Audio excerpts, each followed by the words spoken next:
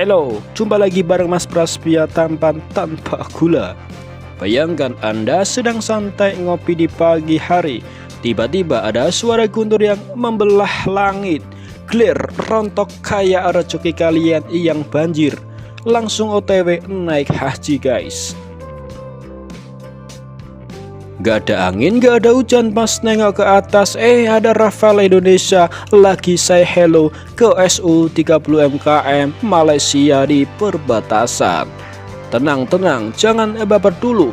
Ini bukan simulasi perang beneran. Ya, ini adalah duel harga diri, teknologi, dan tentu saja duel dompet negara tetangga yang sama-sama ambisius untuk jaga langitnya. Tapi sebelum kita mulai videonya, terlebih dahulu musik dan jangan lupa subscribe.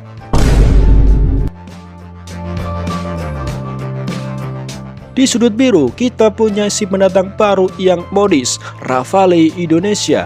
Kecil, lincah, dan punya radar yang bisa bikin musuh bingung kayak nyari jarum di tumpukan jerami. Dan di sudut merah ada si otot besar SU 30 MKM Malaysia. Pesawat yang saking lincahnya bisa salto di udara, padahal badannya segede bus pariwisata guys.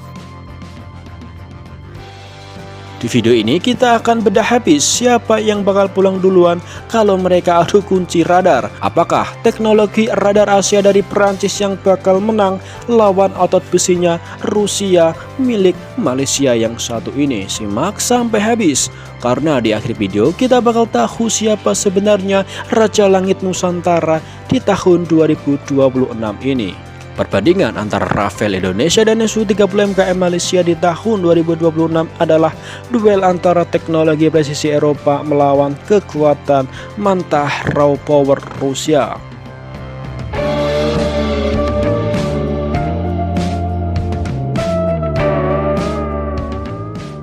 Rafael Indonesia menggunakan radar AISA RBE2. Radar ini jauh lebih sulit dideteksi oleh lawan dan bisa melacak banyak target sekaligus hingga 40 target dengan sangat presisi dan bisa menguji targetnya hingga 8 unit sekaligus dengan jangkauan deteksi 150 hingga 200 km guys.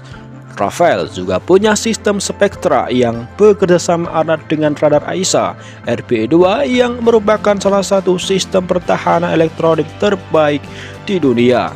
Bisa membuat Rafael tak terlihat di radar lawan tanpa harus menjadi pesawat siluman penuh.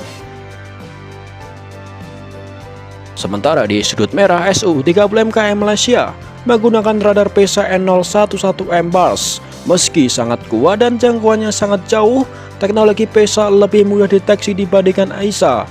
Dia mampu mendeteksi target hingga 400 km dan target jet tempur sekitar 140 hingga 160 km. Radar PESA ini memiliki kemampuan melacak 15 target sekaligus dan menyerang 4 target bersamaan. Walaupun begitu di bawah kemampuan dari Rafael Indonesia. Namun, per Februari 2026 Malaysia sedang menjajaki upgrade radar ke teknologi AISA melalui kerjasama dengan India guys.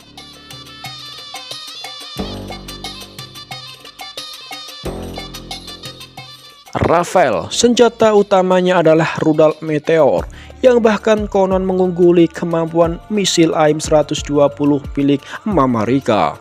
Rudal ini dianggap yang terbaik di kelasnya karena memiliki ramjet engine yang membuatnya tetap kencang di udara dengan kekuatan berdilan jaraknya lebih dari 150 km dengan kecepatan Mach 4 sehingga lawan hampir mustahil untuk menghindarinya. Pintarnya dari rudal ini memiliki kemampuan berbincang secara real time dengan Rafael yang bahkan jika ada targetnya yang lebih mengancam, pilot bisa mengubah target rudal di tengah jalan.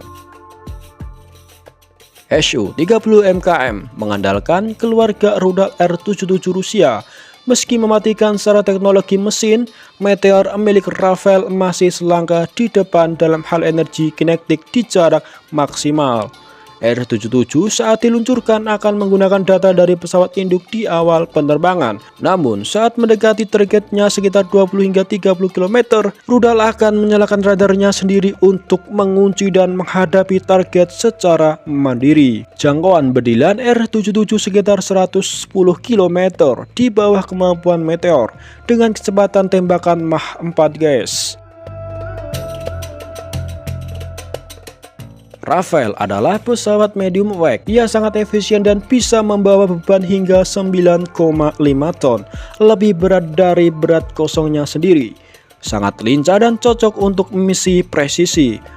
Memiliki 14 centelan senjata dan Rafale mampu terbang hingga jarak 1850 km dengan tangki bahan bakar eksternal dan jangkauan maksimalnya 3700 km dengan 3 tangki BBM eksternal dan bisa terbang terus-menerus dengan mengisi minyak di angkasa.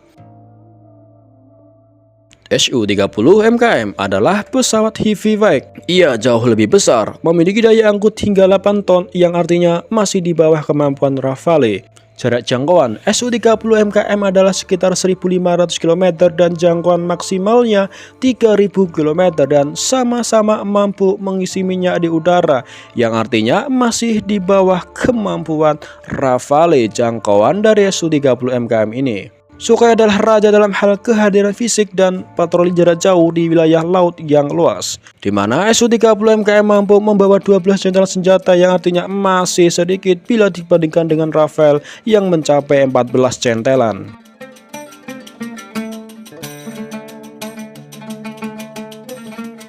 Rafale mengandalkan desain delta kanat yang membuatnya sangat lincah dalam tikungan tajam. Su-30 MKM punya keunggulan thrust vectoring control.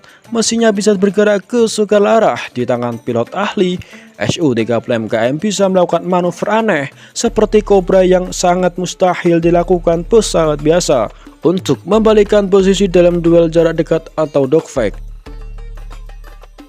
Jika mereka bertemu, Rafale punya peluang yang jauh lebih besar untuk menang di jarak jauh sebelum terlihat karena perpaduan antara radar AESA plus misil Meteor. Namun jika pertempuran masuk ke jarak dekat atau visual, Su-30 MKM dengan kelincahan mesin TVC-nya akan menjadi lawan yang sangat berbahaya. Apakah kecanggihan sistem Spektra Indonesia mampu untuk meredam raungan mesin Sukhoi Malaysia?